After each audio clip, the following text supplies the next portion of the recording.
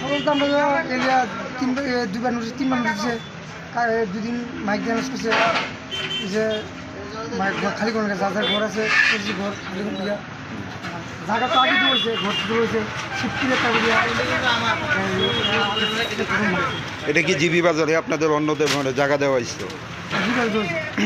যেহেতু রাস্তার পাশে দোকান আপনার, এখন তো ভিতরে দেওয়া হয়েছে, এতে কি ব্যবসার কোনো ক্ষতি হবে? ব্যবসা কোনো ক্ষতি নেই, আগে যে সেম ঢুকতেছেন। আজকে কয়টা দোকান ভাঙা হয়েছে? 5টা। পাশে যে একটা স্বর্ণের দোকান আছিল, ওনারও কি জায়গা দেওয়া হয়েছে?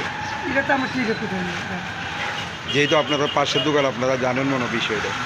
এটা আমি ছুটি করতে না, তাহলে তো আমার এক আট করতে বসছে। ঠিক দুর্গাপূজার আগে এই ধরনের ভাঙার অভিযান, তো এতে কি মানে দুর্গাপূজার মধ্যে কোনো ব্যবসার ক্ষতির মুখে হবে?